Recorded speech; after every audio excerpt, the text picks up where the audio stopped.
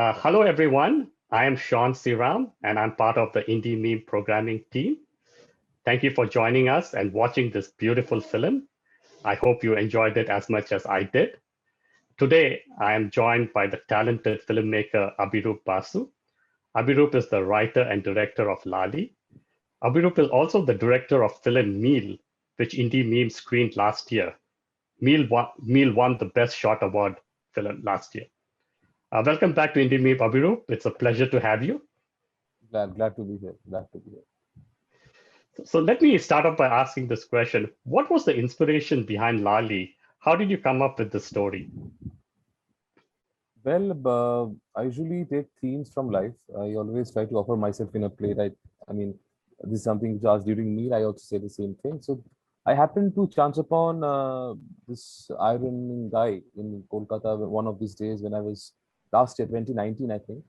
I was just waiting for someone outside a film studio, and there was a huge ruckus because a marriage ceremony was passing by. And sorry, I mean the marriage procession was passing by.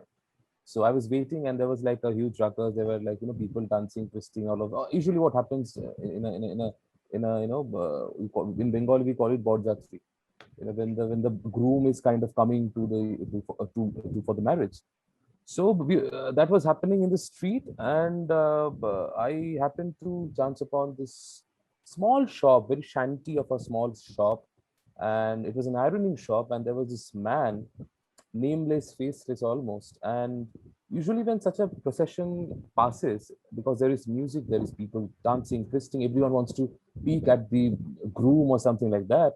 So everyone was into this, and this man never for once looked up at what was happening, this huge chaos, this crazy thing which is happening in front of him. He never looked up at even once.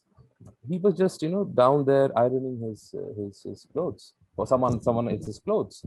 And so that kind of fascinated me. Why? And I went back to that place for a month and a half.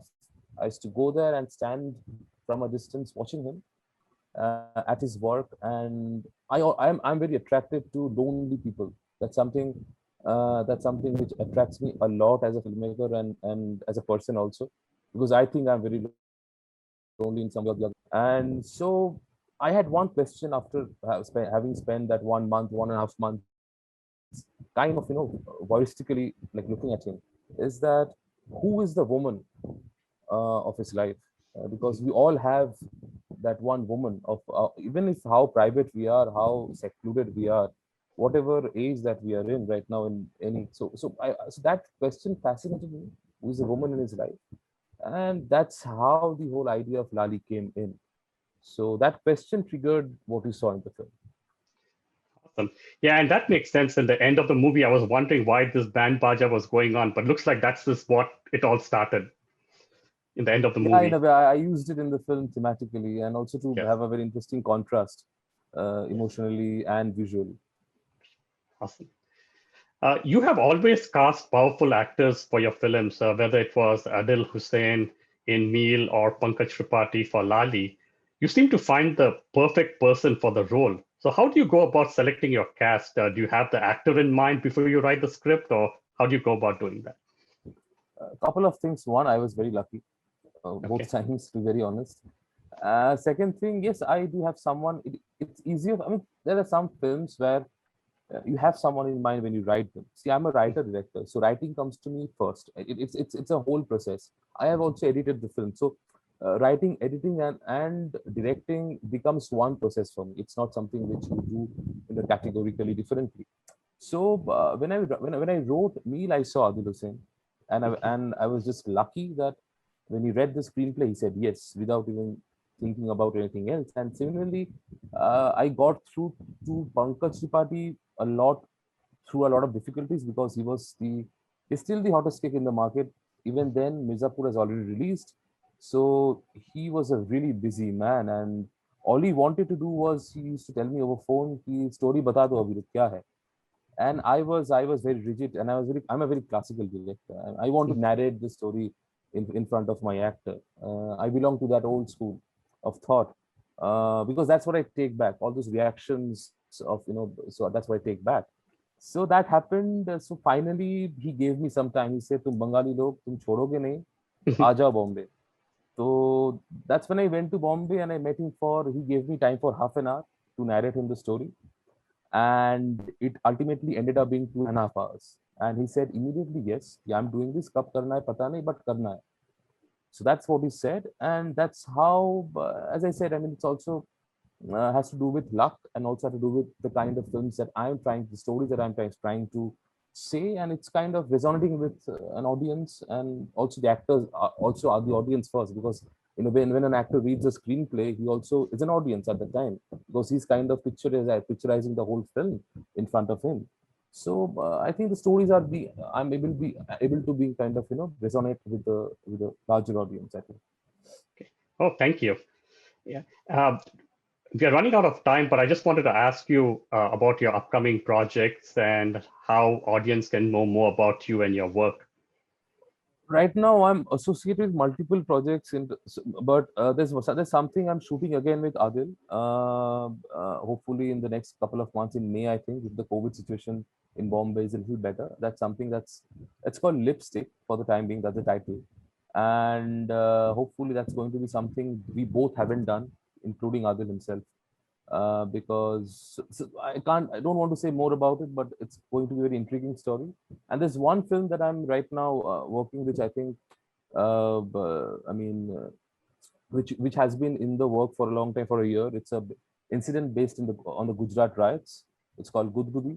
So right now I'm trying to acquire funds for that. So that's also hopefully happening this year sometime. Awesome. So thank you, Abirhoop. On behalf of IndieMeme members, I'd like to thank you for answering our questions, and we wish you all the best for your upcoming movies and hope to see you in our festivals in the future. Sure, Thank you. sure. I'll be glad. Thank you.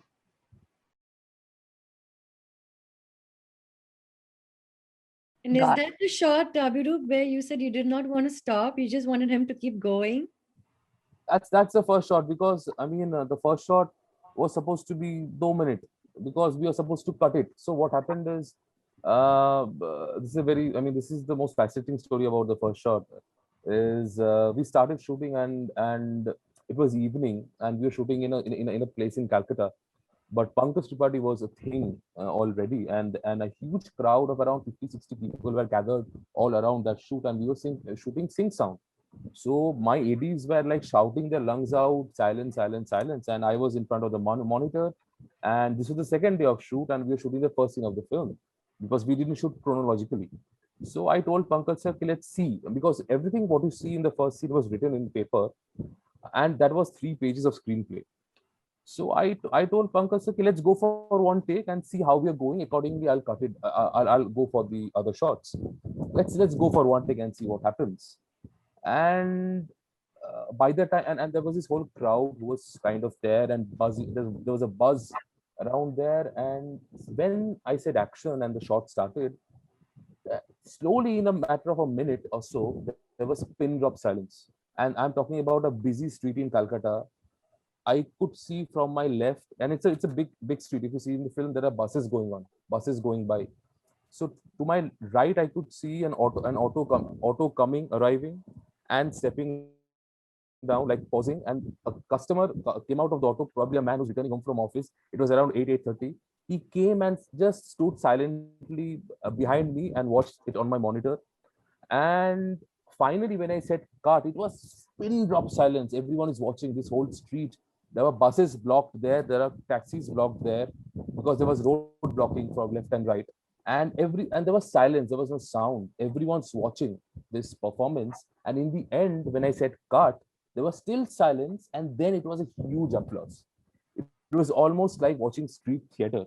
And it gives me goosebumps because I haven't had an experience like this while shooting. And for that one moment, for the 9 minutes, because it didn't seem like 9 minutes, I thought it was 2.5 minutes ka shot hai. When I started editing, I was shell shocked. This is 9 minutes. It doesn't feel like 9 minutes. And that's what happened with the first shot. And it's really so happens that the two mediums, theater and film, kind of come together. So that was really fascinating. So you're saying still it's 9 minutes, which means you didn't really edit anything much out of it. There was no point. There was no point. There was, Because it's That is because fabulous, what happened- actually. because what happened, we were supposed to take the cuts like for the close-ups. After I saw what I saw there, It I was thought done. isko katte nahi hai. There's no point cutting this because it's so immersive, because it's the first shot and you're seeing this character for the first time. And suddenly, when you spend those 9 minutes, you're already into that world of the man. So I don't need to cut the shot, break it up, and tell you things. It's already there. That's awesome. So rarely this happens, and I mean, long shots, if used correctly in cinema, that really leaves a lasting impact.